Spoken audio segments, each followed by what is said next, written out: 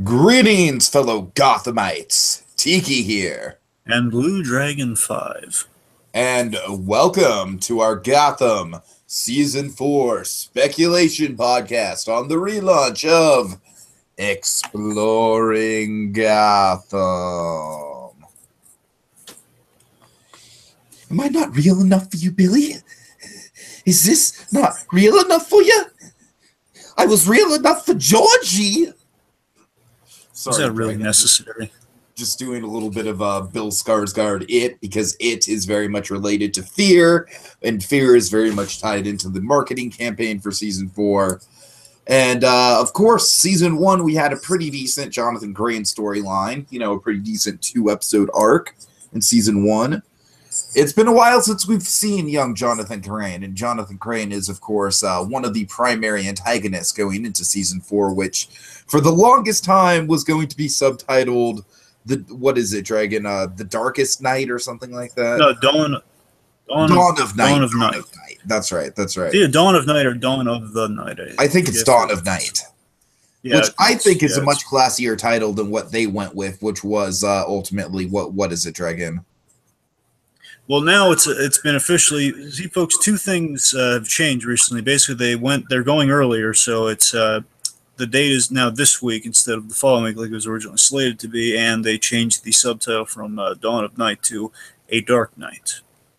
A Dark Night, yeah. I don't know. I like Dawn of Night better, but what are you gonna do? Honestly, I was just really the minute they put that poster up of Bruce from my favorite part from Season 3 on that poster, and you have Jim Gordon behind it. I thought it was a really awesome poster with Dawn of Night. Like, oh my god, that's so perfect, yes. So I mean, I was sold on that easily, but nothing's deterring my excitement for this season. So I just call it whatever they want. Just don't call it Late for Dinner. Okay, so speaking of Season 3, just an important note to get out of the way, just some housekeeping. Now, when we were doing the Season 3, particularly the end of the season, the last few episodes, this channel was under a little bit of a copyright hell thanks to our Steven Universe reactions.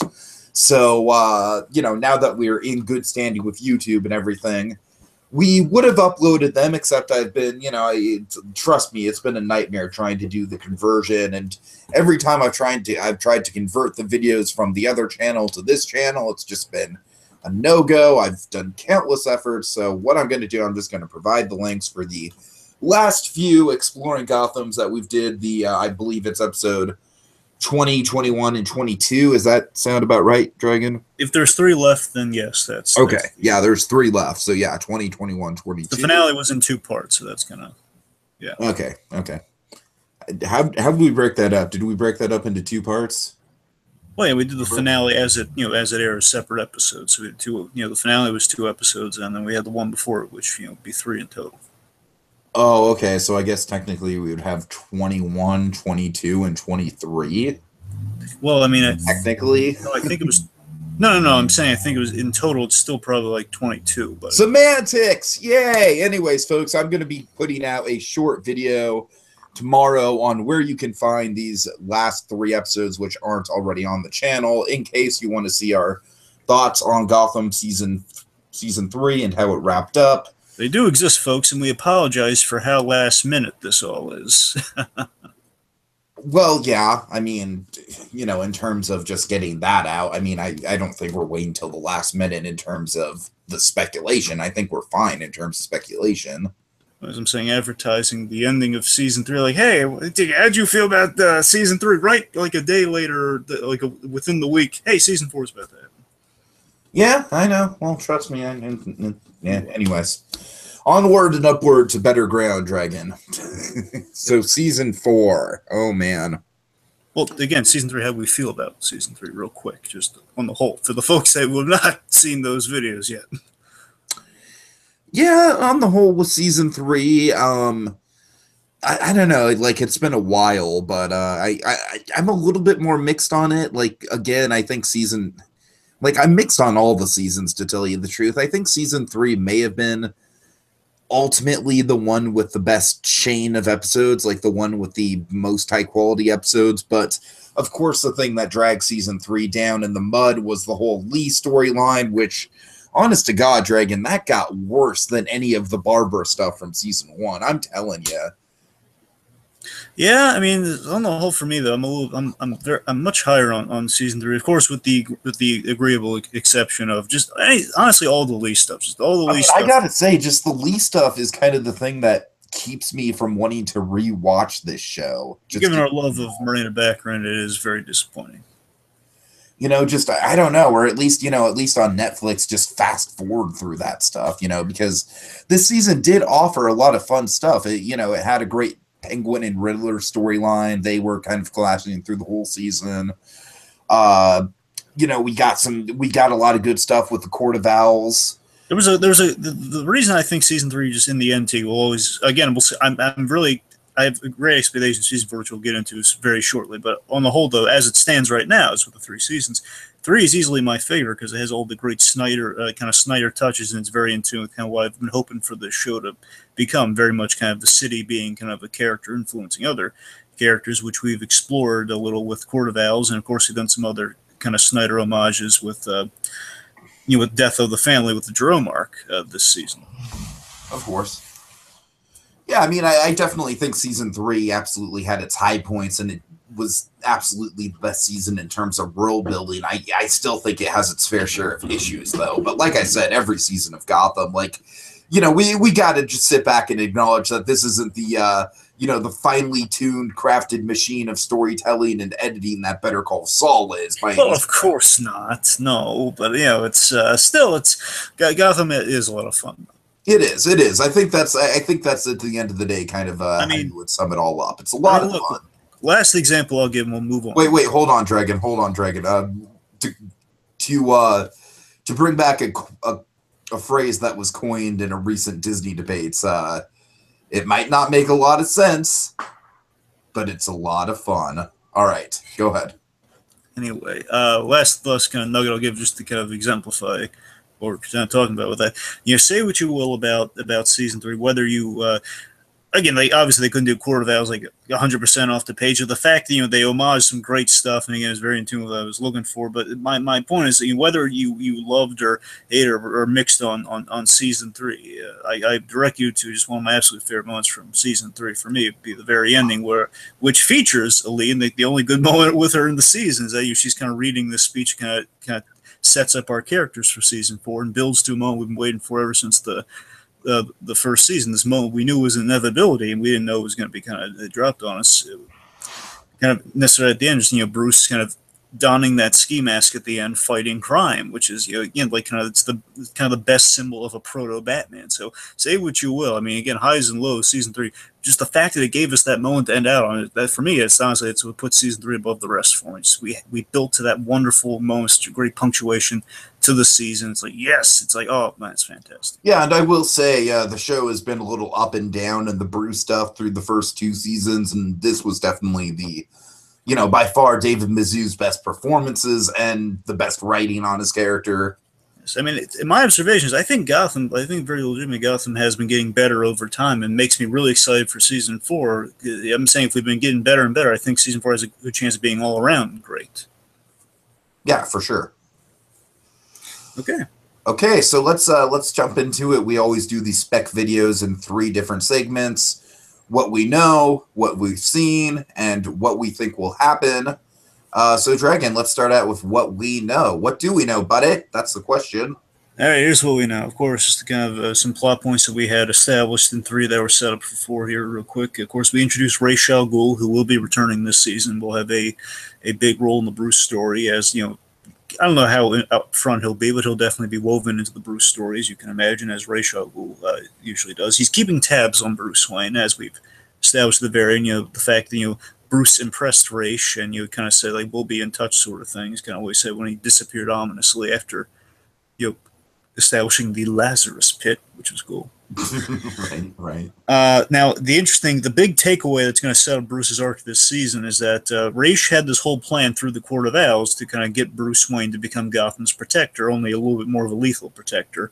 And Bruce and again, something I've been kind of looking back on season 3, something I was kind of hoping they were going in, and for the most part, they stuck to, is that Bruce was kind of inspired by this idea, and he kind of realized that he's looking for a calling, and this kind of sense of like kind of Yeah, in a way, what Bruce is right now is sort of a middle ground between like almost like he's a little bit lighter than what Batman ultimately would be, but definitely I don't know. Like Batman is kind of the middle ground between what Bruce is now and what the what the League of Shadows represents to him. So he's still got a little ways to go to reach the the balance that is Batman, but he's on the right path. Does that long-winded analogy make any sense?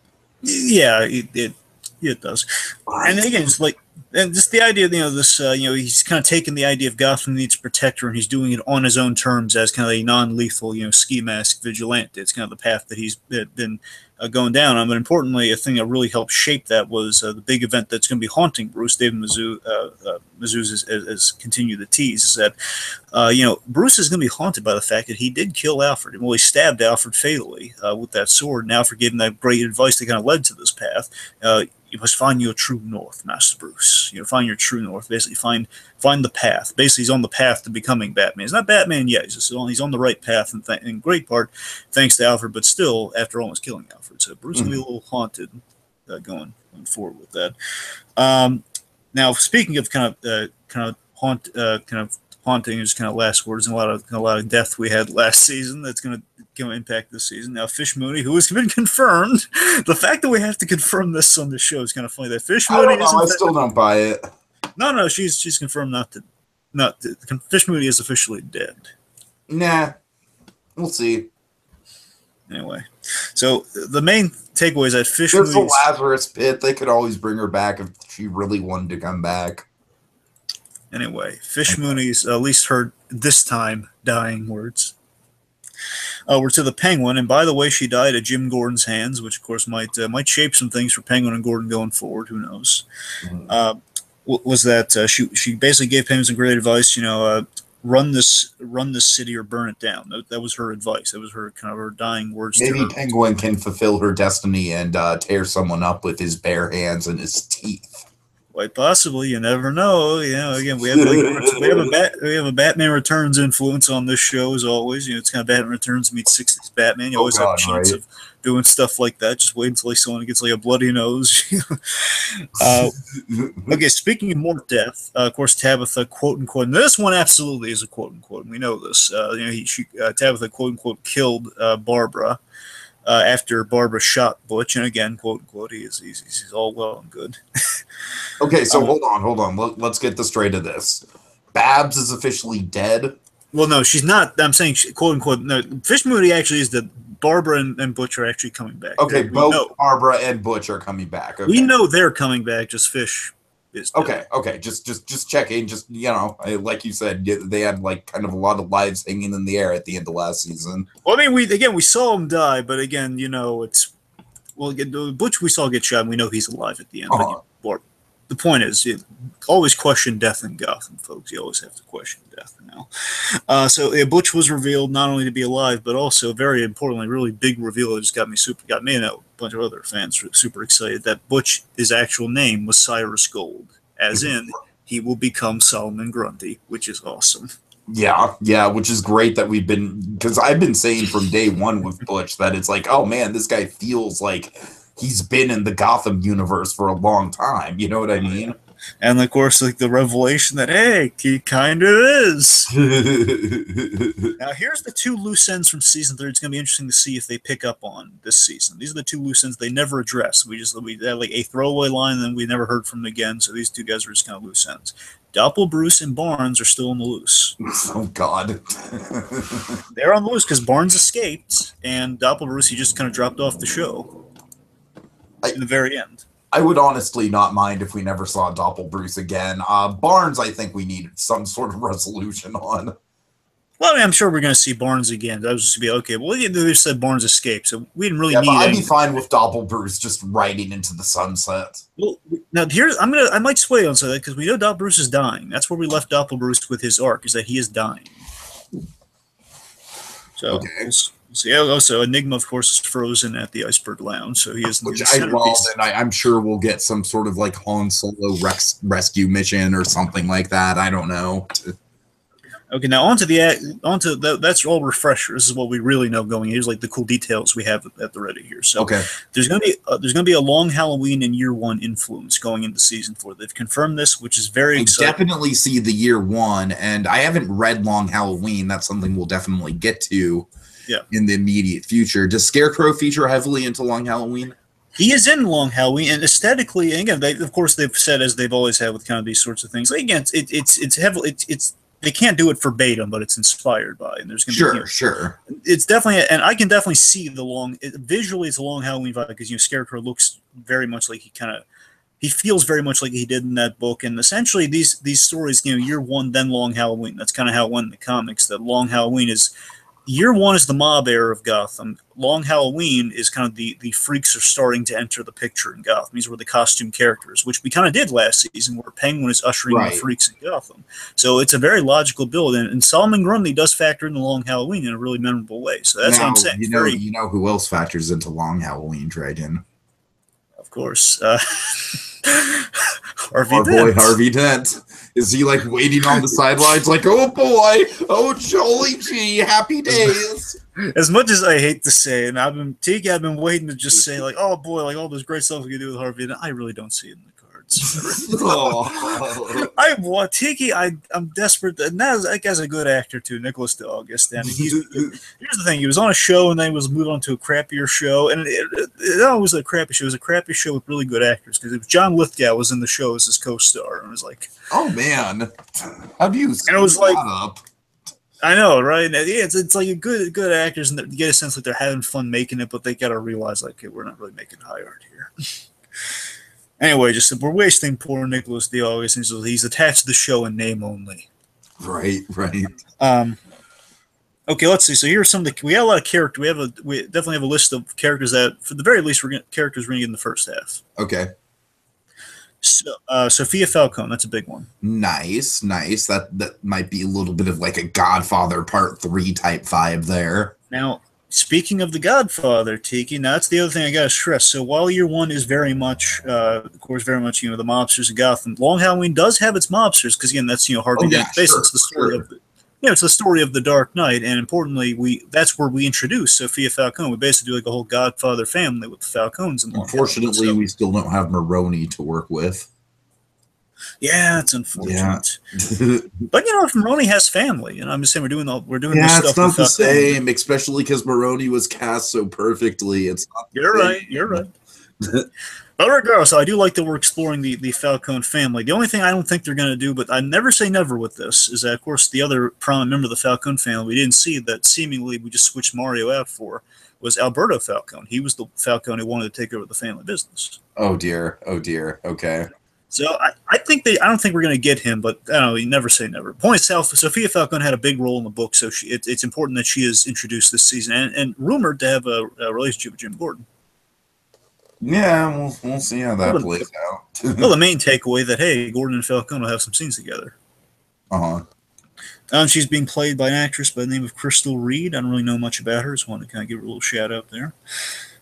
Okay, here's one that they've been kind of teasing since season 1 in a way.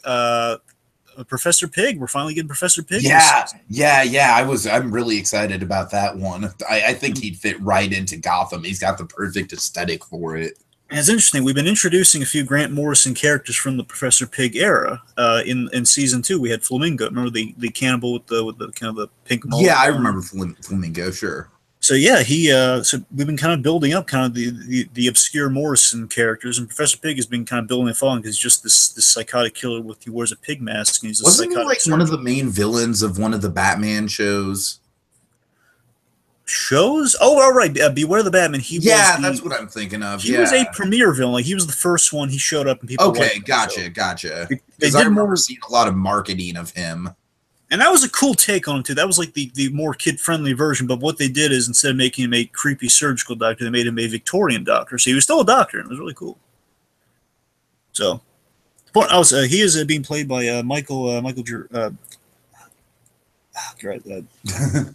I want to say it's not. I want to say it's Jervis, but it's something a little like Gervais?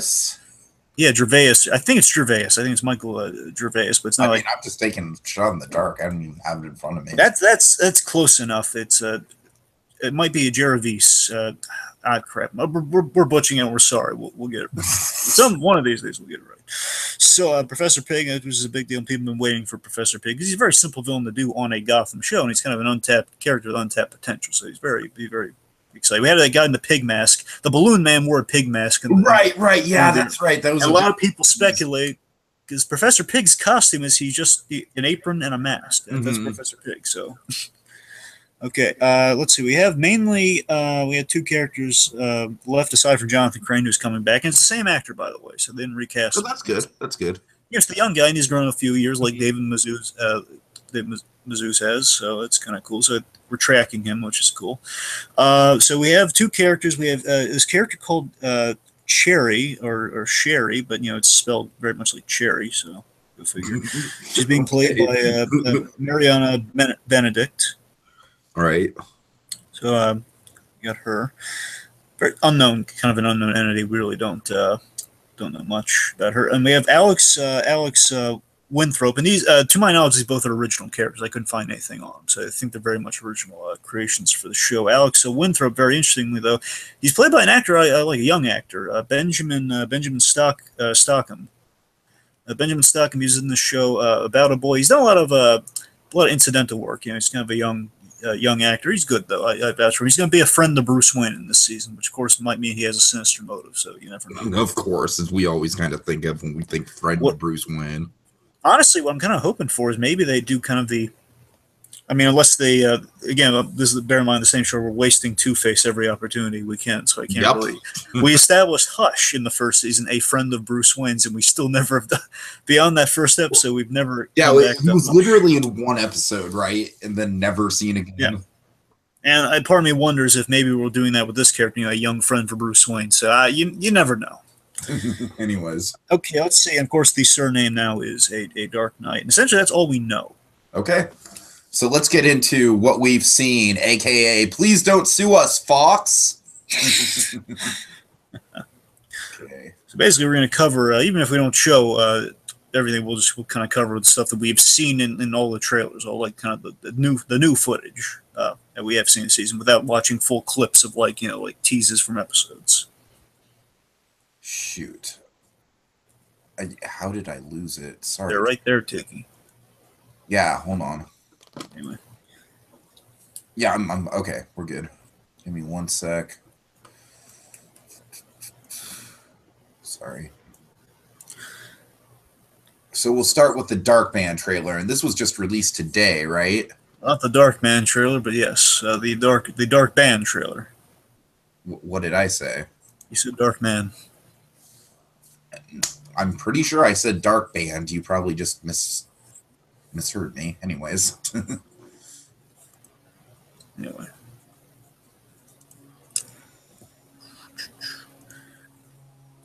Anyway, so folks, we have some really cool stuff that has been teased so far visually, and we'll see what. We're. So let's jump ahead because, of course, half of this recapping season 3. Gordon affected by the blow, which may be an important image. So let's just let's kind of note that. And of course, the big ending I love right here. Ski mask vigilante Bruce, really awesome. Digging it. Oh god, that's yes, just yes. Oh boy, it's not the music. Okay, here we go. So there's some great images here of Ski Mask Bruce, of Ski Mask Vigilante in action. We have some really cool teases. Again, basically Scarecrow with the scythe is kind of a classic Scarecrow image that we've kind of gotten away from these days, and the fact that we're bringing it back is really neat. Yeah, I like that this Scarecrow is definitely it's got the really kind of dark and twisted qualities of Nolan Scarecrow, but amped up with the comic book motifs.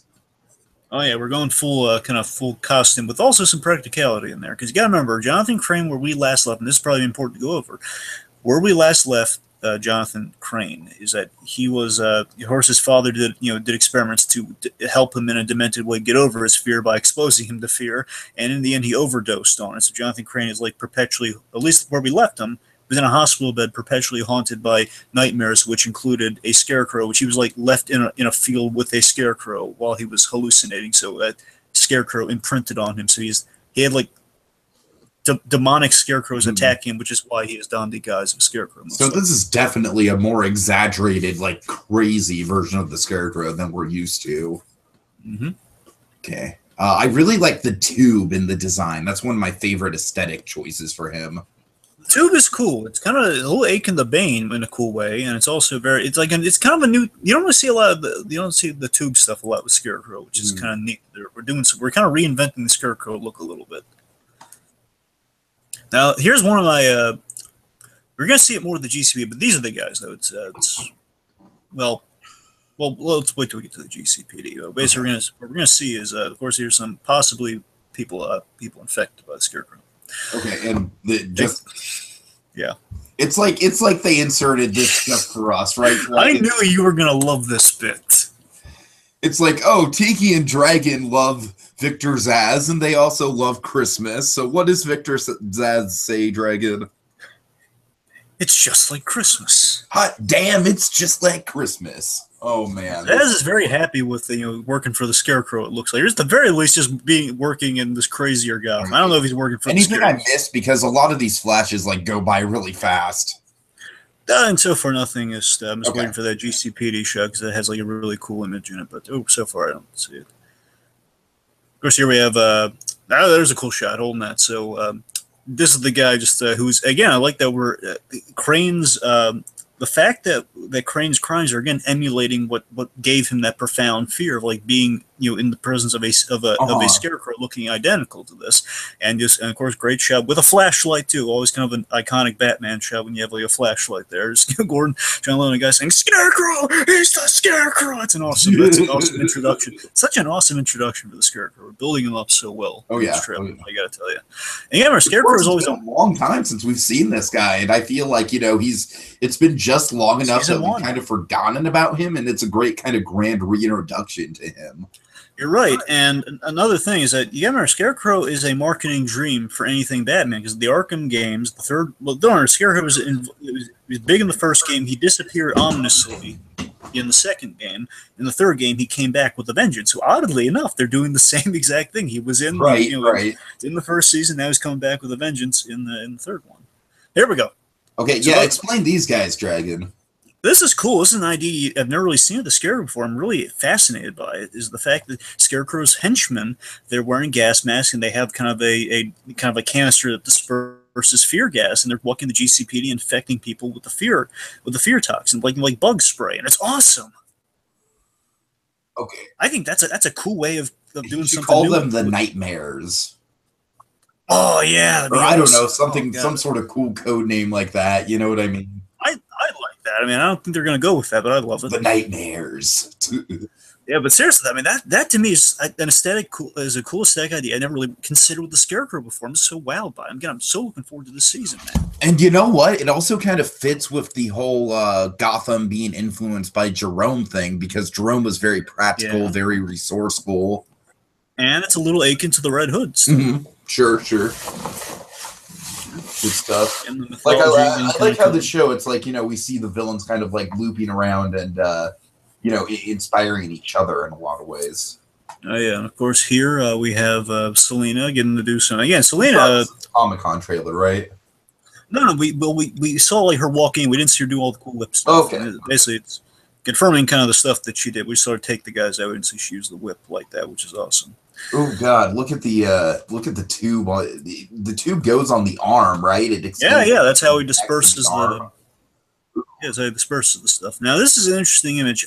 If I were to guess, now Gordon's having one of two fears here. It's either a fear that involves him killing himself, or most likely a fear about him being infected by the Alice blood. It's most likely going to be him like cutting his wrist and filling the bathtub with it or something. Mm-hmm. Yeah, of course, being the side effect of basically a fear of what he was like under the effect of the Alice blood. Possibly. Again, I don't know. It could just be a stylistic choice, but I'm saying it's the only two possibilities I can gain from that image right there. Sure. So, this is nice. This is neat. We're at the Iceberg Lounge. It looks really nice, and this scene really excited me here. This great bit here where Alfred's telling Bruce, and the idea Bruce and Selina are in the Iceberg Lounge right now, and that's cool. It's like so much like what we're gonna do years later. There's like Right, right. It's like, oh, we're setting the pieces up, like Anakin Skywalker meet Obi-Wan Kenobi. And something they've been kind of teasing that this scene between Bruce and Selina confirms that they're really fitting even more so into the whole Batman Catwoman dynamic with this, because she's more playful, and they're kind of like they've kind of separated from kind of their their kids who were friends, and now they're kind of on their different paths, but there's still that history between the two of them. You get a lot of cool mystique there. Uh-huh. And the fact they both kind of they've accepted their past. It's kind of looking to more of an explanation behind why can't Batman Catwoman ever get together in this term, and this basically we know fundamentally what they're about. One's a thief, one's a hero, but now we get to see. I do very much hope that the show gets past the whole will they won't they of it all. Well, I mean, bear in mind, Batman Catwoman kind of is eternally will they, won't they? So, I mean, at least until like maybe the final season. Like, what I'm saying is like maybe like this season, I'd like to emphasize them like growing apart, but still having that history. Well, I think at the very least, I think the first half is going to be that. At the very least, I think they're gonna keep them apart as far as they can this season. Okay. So. Let's see. Here we go. So we got more against Ski Mask vigilantes getting themselves in some hot water, getting some early kind of like that Batman Earth One story where we still really new at. He's kind of screwing up here and there. Very rock begins. Climbing. Yes, and the rock climbing is very kind of Batman Begins. Bruce coming up with lame excuses for Lucius Fox. Lucius Fox seeing through them clear as day. Yep. Oh, this is awesome. Oh, yeah. Also, I probably should have put this under what we know, but it was a line in one of the trailers that 3 months have passed. So we learned Good to so know. that's where we kind of pick up in this season. 3 months have passed since the ending of last season. Oh, by the way, can you go back a little to when he's the grappling hook?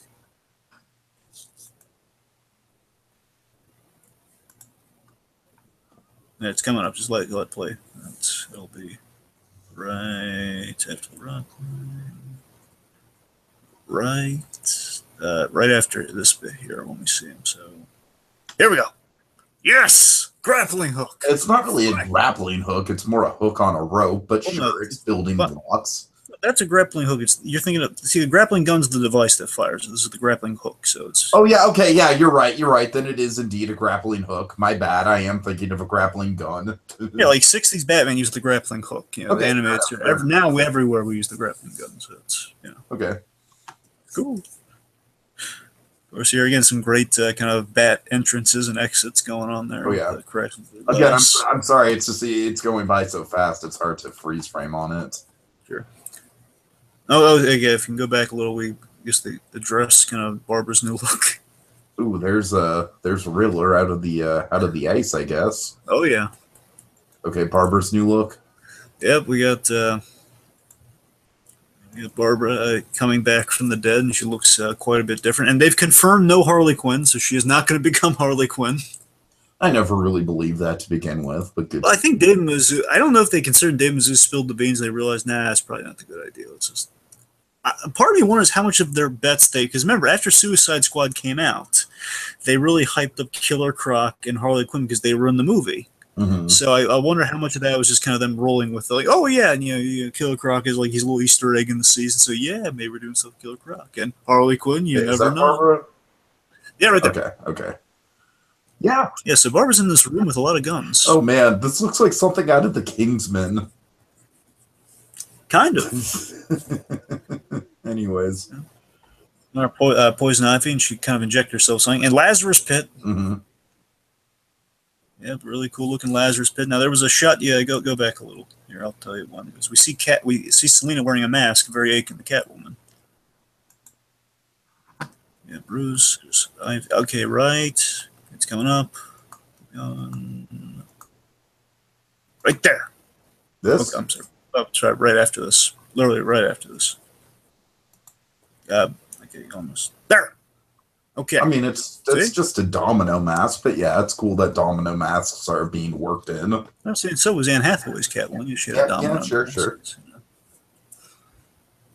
And now here we go. This is very much kind of Batman. It's very essentially this is a big homage. This is almost like an identical shot to the one we get with Batman Begins with the suit underneath the glass case. So the thing to remember is that we get the Nomax, survival suit in Batman Begins, which essentially was he spray painted it black and that became the bat suit. And here it's kind of neat that we have something like that here, and we have like instead of a ski mask. Much I love the ski mask. I'm sure we're going to start with the ski mask. He eventually will get kind of an armored cowl looking thing. So again, it's like I love how we're playing with the proto Batman imagery here. Finally, it's neat. Okay, let's see. Let's go into the Gotham channel and.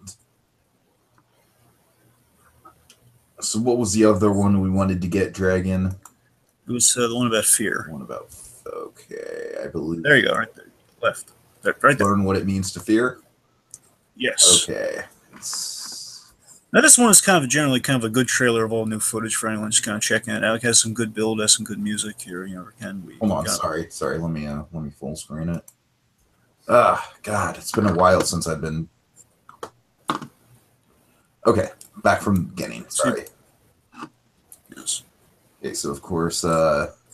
3 months later, essentially, is what's being established here, and of course, the Iceberg Lounge is officially opening.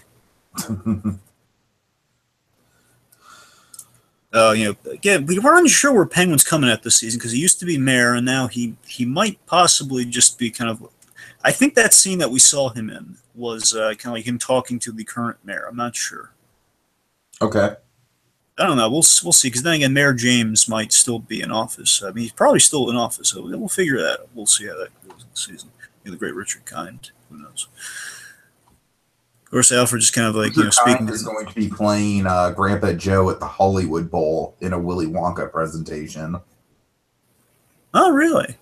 And let me see. There's other casting. There's Weird Al is going to be playing the Oompa Loompas. John Stamos is going to be playing Willy Wonka. What? Yeah, John Stamos. I mean, I like Stamos, but Willy Wonka, that's a new one. Anyways, that is a new one. Anyway, back on point. Mike from Stranger Things is going to be playing Charlie. That's good casting. Yeah. I thought it was good casting. Anyways, go ahead. Anyway, I totally derailed that. Yes. Go ahead. Because right now, Alfred's not telling Rosie. He's not telling what happened to the man who got everything he wanted all of a sudden. We're talking about Gotham. Of course, this is Crane in his cell. He's been a lot of cryptic images on the floor. And this is probably his escape from Arkham. He's been kind of a chalk drawing of a Scarecrow on the bottom there. Penguin's reaction possibly to Scarecrow or just vigilantism in Gotham. Again, I love that scythe. Mm-hmm. Again, building some Scarecrow here. Yeah. I think we're gonna have some memorable extras with the Scarecrow stuff. They all seem kind of like they're being built up a little. So whatever Penguin's up to, it seems to be he wants to take down the GCPD or at least run it from the inside or something like that. Well, he's definitely kind of doing what he did last season, where he cast aspersions among the GCPD. Right, Only in the first case he was doing it to become mayor. Here he's doing it. I want to say just because he has a score to settle with Jim Gordon. I know things. The other thing I know going this season briefly is that I know Gordon and Penguin are definitely going to Gordon wants Penguin gone at the very least out of the GCPD in this scene. I don't know if he wants him. He's trying to cut kind of the Penguin cord before Penguin resumes all power in Gotham again. It's unclear. Mm-hmm. Anyway, I definitely think there's going to be a power struggle between Penguin and Falcone, or at least Penguin and. I think Penguin's going to be kind of running the strings in Gotham again. There was that room with a lot of guns, most likely Tabitha's room. Oh, God. Okay. This guy might be the most elusive thing in any of the trailers right here. What do you yes. Think of this guy? So this is interesting. This could be Jim Gordon on Fear Gas. I like that. So that's the interesting. Well, it's one of two things, Tiki. One of two things. So it could either be Gordon on Fear Gas, and interestingly, pale man with red, kind of like Jerome. Sure. But if not, this guy looks remarkably similar to that victim we saw in the earlier scene with Jonathan Crane. So you know what it reminds me of, just because it's kind of fresh on the mind since we just read it, it kind of reminds me of Alfred in the Jokerized state in Death of the Family. Which, again, it would be the second time in this show we've teased the Jokerized state, because the Venom drug that we had made people look a little bit kind of Joker-esque, and here is very much looks Joker-esque. And the last thing, though, I will note is that the proof I find for it being Gordon's hallucination is that look at his teeth. His teeth are awfully sharp. That's true. That's true. So unless Crane had him file worked his way into the show. Unless Crane had him file his teeth when he was when he was sprayed, I really doubt that it's. I'm convinced it's in Gordon's head, but we'll see. Okay. Alrighty. So going through. Mysterious. Oh yes, actually go back a second. Yeah, Raish, and I think I know who that guy is. That guy. Well, it's well, I mean, I'll tell you who he's consistent with, and it's going to be kind of a middle finger to season 3 in a way. But oh god, don't tell me it's Ducard. No. Here's the thing. That guy, he was called. Here's the thing. They kept folks may not be aware. They kind of screwed with us with this one character who was kind of called the Shaman. That was another issue I had with season 3. I gotta be honest with you. That's the thing, because they teased that as Ben McKenzie. See, Ben McKenzie said his name was Ducard. Well, no, I'm sorry. He didn't. I'm sorry. He didn't say that, but they had promo stuff that intimated that man was Ducard. Everything was indicating that guy was Ducard, but the non-spoiler title everyone was calling him was the Shaman. Ben McKenzie called him the Shaman as he was probably instructed to. And the point is, he didn't really have a name ever, so we assumed it was Shaman. But Tiki, of course, like the majority of us, we deep down we thought it was Ducard. He's essentially literally every time I wrote my notes, it was just impossible for me to write the Shaman. I always wrote Ducard. But here's the thing, though. At the very end, Bruce called him Sensei, and there is a character in the Ra's al Ghul, kind of in the League of Assassins stuff, called Sensei. But this guy, he also looks very much like Sensei. Okay. I don't know if he could be Ducard, he could be Sensei, he could just be an underling. I'm just saying, this guy, all we know is this guy is probably League of Assassin affiliated, and he's. I'm sure he is. Yeah. He has a very kind of very familiar look in the league. Again, could be Ducard, could be Sensei, who knows? But again, Ra's al Ghul, Lazarus Pit, and again a beautiful looking Lazarus. Finally, a green Lazarus. Tiki, I've been waiting years for a green Lazarus Pit. Such a long time. Okay. He looks so cool. I'm glad you're happy. Yes. So we got some chaos in Gotham. Again, this room full of guns. Again, she looks like something out of a Matthew Vaughn movie, Dragon. Especially with the guns behind her, but yes. Yes, with the guns behind her definitely helped, yep. The fact that she's English in real life kind of anyway. British accent, so. There's good flashlight shots there, and quick inserts the Scarecrow again. Bruce with the Kevlar mask, essentially, kind of the Nomex survival suit. And again, there's a Dark Knight. There you go. Also, this is a really good gag at the end here too. It's that we get to see Bruce do some cool stuff, disarming guys with a lame excuse to Lucius Fox rock climbing. All right. I'm pretty sure we covered everything. Hey, Ben McKenzie. Yeah, good old Ben McKenzie. You're watching Gotham on Fox. I guess the one thing that we didn't see here, it's very minimal. We don't need to see it or anything. It's just that there's craziness going on at Arkham. That basically guys losing their mind inside a cell. So basically that scene we saw a Crane and carving stuff on the floor. That's all. So we cover everything. So that's all we've seen. Okay. Now time to speculate.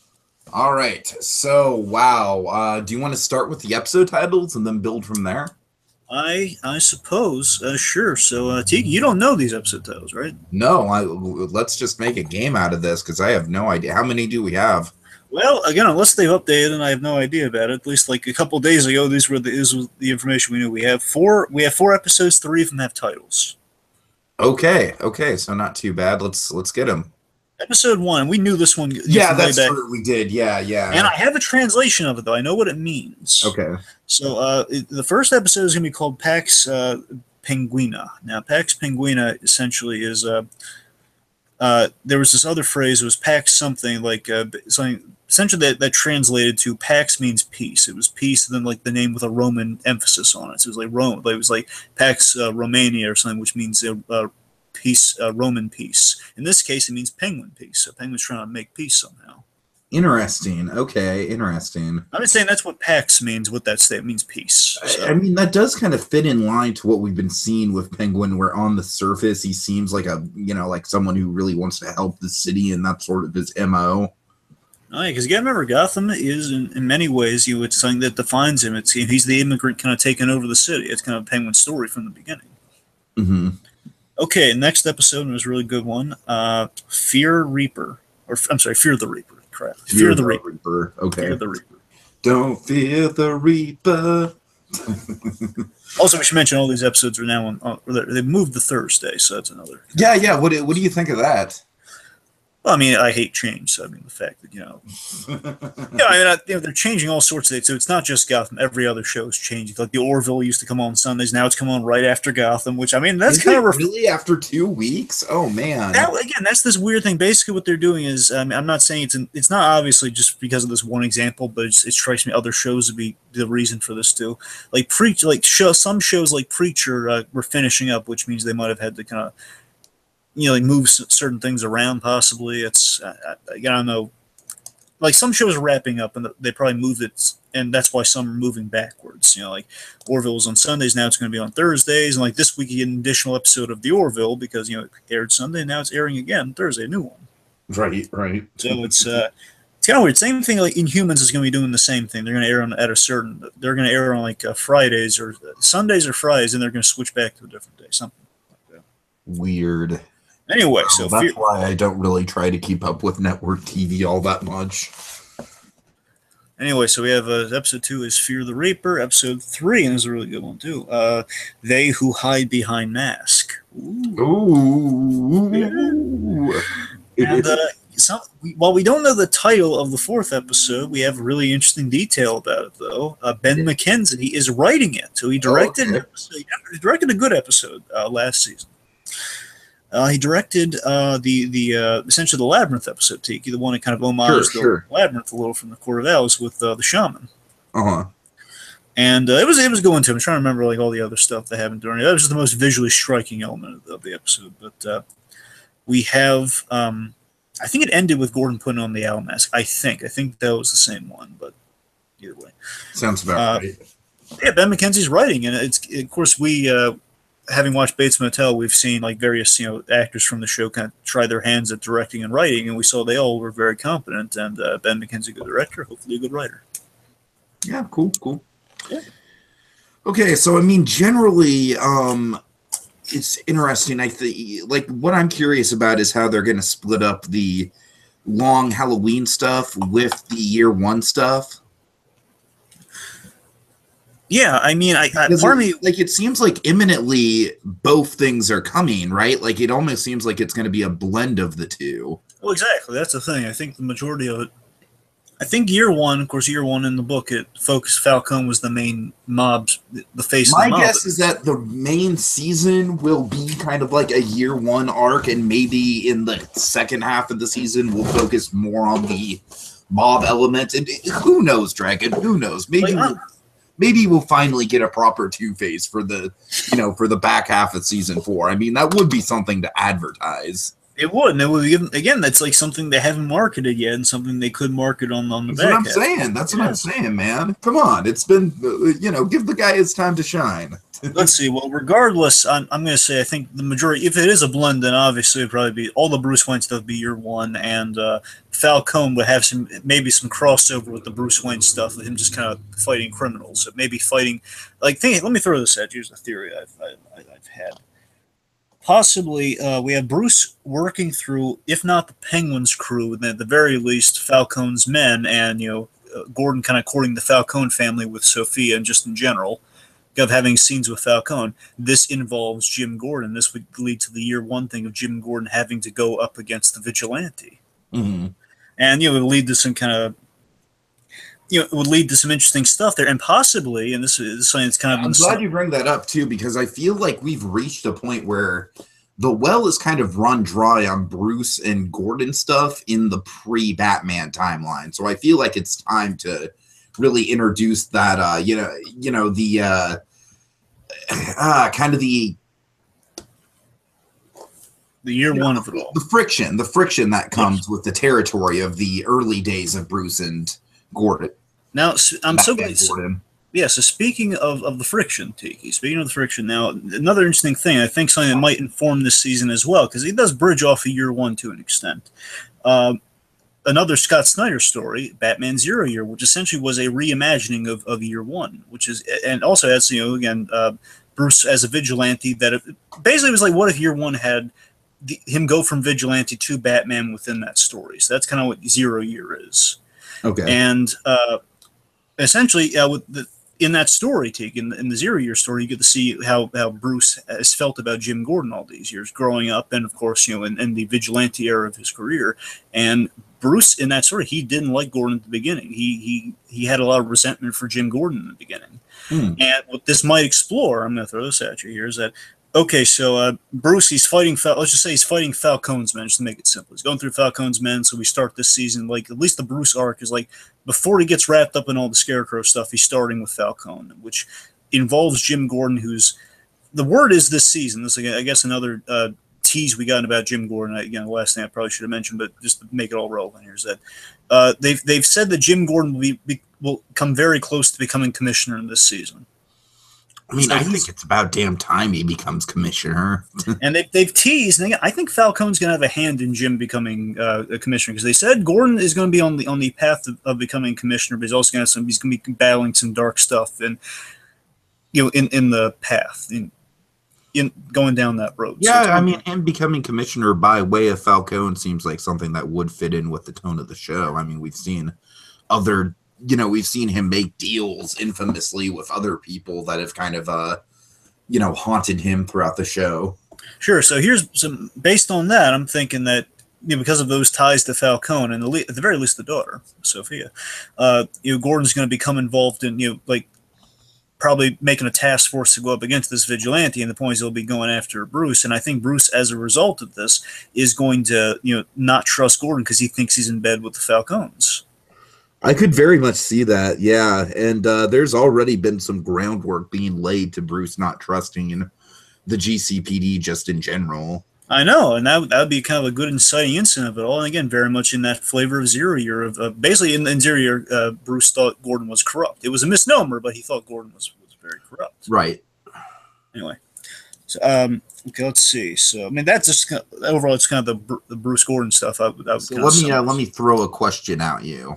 Sure. Yeah. Okay, Riddler. A, how long do you think it takes for him to be rescued? B, who do you think rescues him? Okay, let's see. So, Riddler, I don't think we clearly see him out of the ice in the trailer. So the first half, he's definitely getting out within the first. I'm just narrowing it down. So obviously, within the first 10 episodes, he's definitely going to be free. I think. I mean, I think. Maybe by the 4th episode, he'll definitely be. I'm saying, like, that sounds like a safe bet. I'd go with that. I wouldn't be surprised though if between either the second or the 4th episode, Riddler would be free. That'd be my approximation. I would like it to be who's going to rescue him though. Right. Well, again, just my preference would be that the more time we keep him frozen, the better. I'm not saying because I hate the Riddlers, because it gives a good build to him. Oh, I hear you. But and even if it's past 40, the longer the better. But they have a mandate of like, hey, we love the Riddler, so let's get him out of there. But speaking of who gets him out of there, a part of me have always had like a joke in the back of my mind about how Riddler gets free. I just think that because we've established that Freeze and Firefly have kind of a rivalry going on. Maybe it's they're battling, like they're messing around, and Firefly accidentally melts him. I could see that. I just keep thinking Firefly is going to be the one to melt him out of there because she has. No, that makes sense. That makes sense. Yeah. You got to remember that's the other place we leave Penguin, because again, with the long Halloween of it all, Tiki, Penguin, he'll be ushering in the freaks of Gotham, super criminals, which we left him with. He has Freeze and Firefly at his disposal. So, perhaps Firefly and Freeze turn on Penguin. That's another good idea. It's all possible. I'm convinced Firefly is going to be responsible. Okay, I can see it. Yeah, we'll see. All right, let's see. Any other? What's Ivy up to? We haven't talked much about Ivy. Is she just hanging out with Penguin at the iceberg? Yeah, Ivy's on Penguin's side. She's essentially, for all intents and purposes, kind of like his Harley Quinn in a way. She's kind of like basically the sidekick. She's. Again, they're friends. It's just kind of a nice thing we kind of established. A surprising thing. We made Poison Ivy interesting. Instead of, we took her from the Ivy Pepper stage and put her into the. And the Ivy Pepper stage was getting to the point where it was just irredeemable. Yeah, now she's a lot better. Now she's a lot more fun, and yeah, we Oh. kind of a friend to the Penguin. Penguin has a friend, which is nice, and we know she's going to be basically like the hypothetical like roll around in the dirt with me, Jimmy. You know, like Jimmy McGill and Norma Bates rolling around in the dirt together. You know, it's that kind of adorable friendship. and Romero just from like we don't even see his face. It's like cow and chicken framing on Romero where we see him from like the waist down. He's just like they're like tapping his foot like, oh Norma, Norma looking all cute, like fiddling with her dress, like, oh but Alex, it was fun. Anyway, getting back on point though, with Ivy, we know she's gonna dose herself with something. Right. Now this could lead to a plant mutation. Oh, I really hope they don't go that I route. don't like that, you know me, I don't like the plant mutated Ivy. And I'm very much on the same page as you with that. Like, I've gotten used to it, but I prefer the human. We rarely see the human version these days. The animated series did the human version at the very beginning. I mean, I'm just saying, just in terms of practicality with the TV budget, it's like I don't really trust that they'd be able to come up with something that would look good. All I'm saying is that's what it looked like. In the very least, I think the Scarecrow is going to have something to do with why Ivy's doing that or what's happening with Ivy. I guess maybe the Scarecrow has to, like, she's scared of the Scarecrow, so she has to up herself so she doesn't get killed, possibly. I don't know. All right. Like, again, it couldn't actually. Ivy is immune to toxins and stuff, so maybe that's what gets her immune to toxins. So maybe it's like a baby step thing. Maybe we don't get her a fully plant-like, but she's doing stuff like that eventually will get her plant-like. Sure. Yeah, it could progression possibly. I think we're gonna. This season's a prime opportunity to give Lucius. Like, Lucius was a great supporting character in season 3, and I feel like this is a good time to bring him into kind of like the main cast almost. Well, I mean, I thought he was kind of already in the main cast with like even in the credit line with season 3. So well, yeah, I'm just saying, like, he in his role, like, he was kind of more of a supporting character than a full-time character, and I think in this season he'll finally kind of be like the a presence in pretty much every episode, I'm guessing. Sure. I mean, I'm down for that. Let's see. So, okay, let's see. So, again, I just have to emphasize, Dragon, this season would, for a multitude of reasons, they would benefit from bringing Harvey Dent into the mix, especially if they actually want to roll the dice and get him into Two-Face. I think if they're smart, they'll save him for the back half. Oh, I absolutely think they should save him for the back half, because of course the front half is going to be all about Scarecrow. Now here's something we should hit. Speaking of that, Tiki, something we should hit is that I think the main villains of this season are going to be Penguin and Ra's al Ghul. So those are the main villains, and I think Scarecrow might be kind of we might get like a Jerome arc in the front half with the Scarecrow. That's what I like. Honestly, it wouldn't surprise me to see the Scarecrow thing be like 3 episodes, like episodes 2 to 4. That's what I'm saying. Like, again, like the second episode, speaks of Fear the Reaper, which of course with the Scythe, obviously Scarecrow's going to be in the beginning of this season. Of course, I don't think he's going to show up in episode 1, but I definitely sure. I definitely think episode 2 is obviously going to be kind of like his big introduction. I think, honestly, a part of me wonders if Scarecrow would be like kind of like the Mad Hatter a little bit, where Mad Hatter kind of went away for a while, but he still had a really memorable I definitely think that's the case with him, for sure. I think they'll probably, they'll probably take him away, and then he'll, like, show back up somehow at the end of the season. That's the thing with Gotham, Dragon. They kind of have a bit of a pattern when it comes to doing their villains, you know what I mean? But by the way, speaking of that, in the animated series, it's hilarious that they have. It'd be great to see here after he gets put in Arkham. Is that in the show they have this? It's like a secret, like blink. If you pay attention, you can see this. That in Arkham, Scarecrow and Mad Hatter are buddies. Oh, I mean, yeah, I'd love to see that transpire in the show. That'd be great. Yeah, and actually, in the Long Halloween, they have similar motifs. They both rhyme a lot. Okay. So the thing he's quoting Alice in Wonderland lines, and the Scarecrow, he rhymes a lot. So that's in the Long Halloween anyway. Okay, let's see. I'm trying to make sure we get some major stuff here. But my point is, I think Ra's and Penguin are going to be kind of the overall, like, Penguin being the one tied to Gotham, Ra's being the one tied to Bruce. I think that's kind of being the overall. You don't think Penguin's going to continue to be an anti-hero? Because I consider Penguin to be like season 1, he was definitely an antagonist. I consider Penguin season 2 and 3 to be more anti-hero. You think he's going to loop back around to being a villain in season 4? I I don't know. Tiki, to me, it seems they're doing that because, it's going to be very much kind of Gordon against the Penguin, because before he's had to make an alliance with the Penguin. Here, I think they're really selling it like, Gordon's going to be against the Penguin. Therefore, like, we're making things familiar. But then again, Penguin seems to be trying to present himself as the legitimate businessman. So it's unclear. Okay. And of course, I think Jerome we're going to save, if not for an arc later on. At the very least, we're going to save him as like a cameo or the very end. I could honestly see them doing a Jerome thing as like a tradition for like the the weird like 3-episode arc before, like the. I'm down for that tradition, but at the same time, again, I thought they might have ended season 3 like this, but like if you did your big tease of Bruce is the ski mask vigilante, and the end of this season could be another one like that where it's Bruce having a scene with Jerome and Arkham, or at the very least, I'm dying to see that scene. It would feel so much like that scene that you've now read. Yeah, and that's of course because Jerome definitely has a built-in connection with Bruce. So I know. Yeah, the building blocks are in place there, my friend. Absolutely. That's what I'm saying. That's why I was so hopeful for that scene, Tig, and that's what I'm saying. Maybe I'm not. I don't know if it's going to be for the very end, which would be great but even if it's not, just a scene between those two. Yeah, I could see that being the post credits of the whole season is bringing Jerome back into the mix. Oh, real quick, let me throw this at you. Okay, this is great. So there was so let's see. So we do know that Bruce is going to be doing some.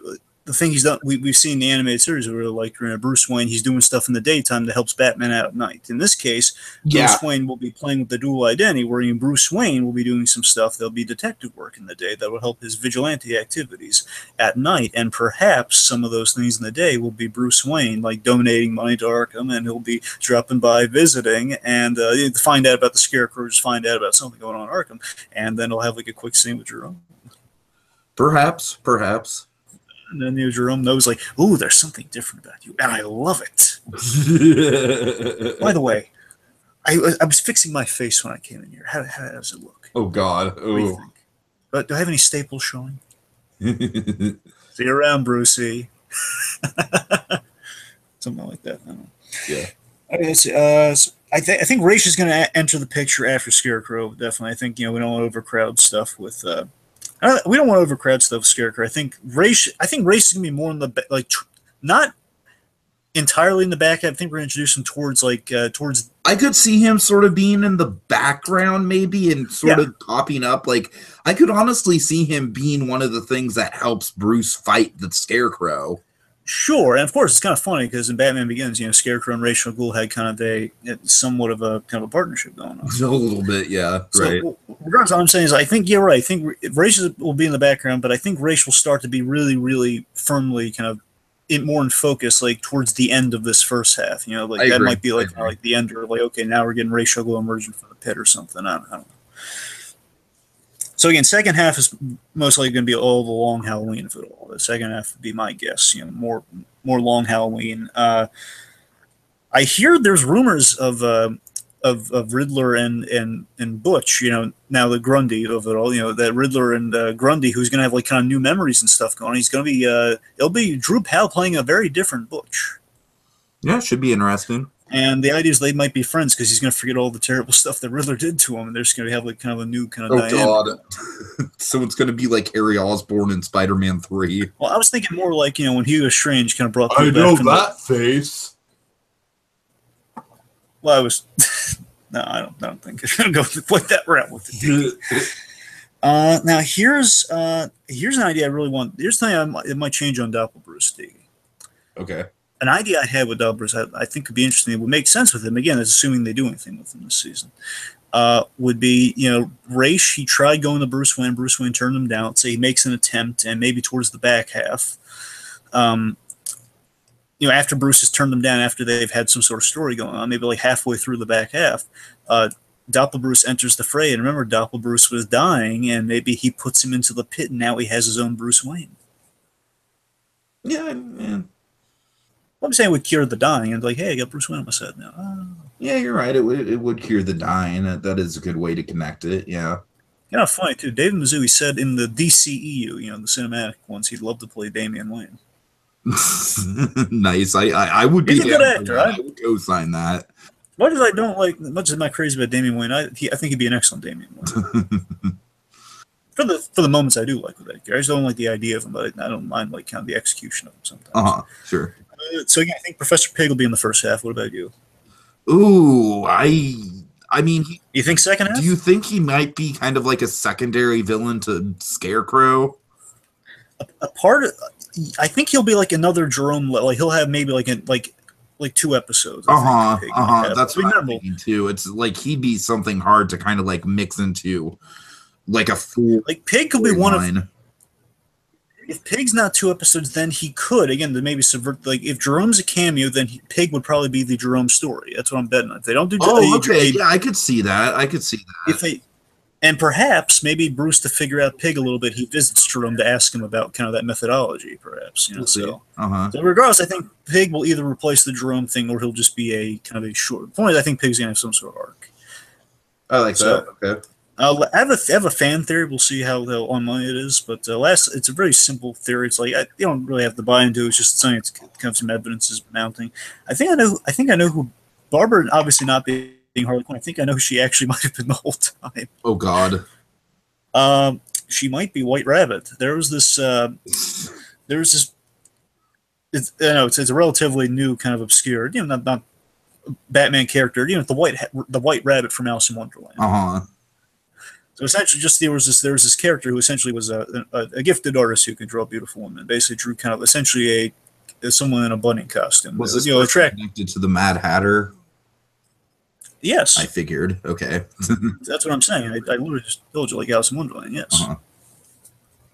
My point is just, perhaps, she was in that costume in the Jerome episode. It looks very, very similar to the White Rabbit costume. Again, it's pretty much it's a bunny suit, and she had like some sort of, cottony stuff on or whatever. I'm just saying, I think with the fact that she's come back with white hair, has got the platinum white hair, and the fact that she's kind of wearing the White Rabbit-esque stuff, and she's been kind of like White Rabbit's not really a developed character, but this would be like, and the main reason I bring this up to you, the only valid reason I bring up the White Rabbit thing is because she was when Jim went into his dreams that one episode, when the Mad Hatter used the Red Queen dust on. Remember when he went into like his own subconscious and Barbara was his tour guide? Mm-hmm. That feels very much like the White Rabbit in Alice in Wonderland, being the tour guide for Alice. Sure, I could see that. All I'm saying is, like, I think if she is any character, she doesn't have to be. If she is any character, I think if anyone would be White Rabbit, and White Rabbit's like an open, like a blank canvas to do anything you want with. So I think that, and of course she's had some, again, maybe some stuff with Jervis Tetchko in the future. Who knows? Yeah, we'll see.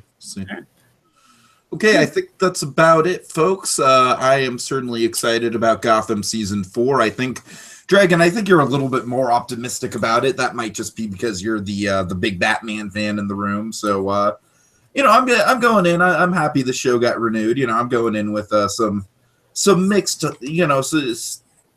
some mixed expectations. I'm of course, it's like I said, it's a very different show than something like Better Call Saul. So I at the least hope that they execute the villains to the proper potential, because I think that's what the promise of the show has always been about, right? Is kind of like seeing those villains in terms of like the classic, like TV show settings, and the show's been fun in that regard. So we'll see how it goes, and of course, seeing the Bruce storyline, should be a fun time. I will say this, one last thing just occurred to me, that we should, just so you're not surprised by it, Tiki. The word is, eventually we'll see Lee again. So, oh boy, it'll be I'm hoping they're going to course correct. I'm very much hoping that we don't have her at the start, which was a mistake. So at the very least, let's be careful when reintroducing Lee. Yeah, please. Assuming we don't just save her for the very end or so. Just at the very least, let's reintroduce her carefully. But back on my final thoughts. My final thoughts are, again, aside from kind of the trepidation about if we see Lee at some point again, I'm so looking forward to this season. Again, if every season's getting progressively better, I think the season has a shot of just being good from start to finish. I'm very optimistic about it. It's looking really good. It's kind of, season 3 really built up a lot of stuff I've been dying to see in this show, and now we're kind of finally at the point of we're tackling the big Batman stories, but at the same time we're still kind of working it through this this stuff we've been building for 3 seasons, and it's I think it's really interesting. And I think it's going to be we've seen kind of Gotham being built in season 3. Now we're going to see kind of like what gets us to Batman. This season's going to be really kind of like, Bruce Wayne kind of like now he knows exactly what he wants to do, and there's going to be, I guess, kind of the challenge of the season is Bruce is fighting crime, but obviously he's missing a very, very key element, and the interesting choice of it all is that, hey, we have Scarecrow, and what is Bruce Wayne missing? He's missing the fear of it all, as we see him in kind of the proto-Batman suit without bat ears, without the bat gimmick, so he's missing his gimmick. So a big moment we might be looking for this season is if the Scarecrow fear gases Bruce and he sees a bat. That could be the big ending of the season. Sure. Of course, we already kind of had a vague allusion to that kind of thing with Azrael. Yeah, but still no bat image yet. That's one of the last. That's honestly kind of the last vestige we really would have. Like he has not formed the bat image yet, but he's gotten like an owl thing with Corvallis. He hasn't really gotten the bat yet. But, you never know. I'm very much looking for Night Owl. God. he's got like the Archimedes ship and everything. You joke about that, but again, Doppel Bruce could actually become Owlman. Anyways, all right, folks. Well, thanks for joining us. Check out the links in the description for the recap podcast for season 3 that didn't quite make it up into the channel, and I will see you guys next week for our take on the premiere episode of season 4.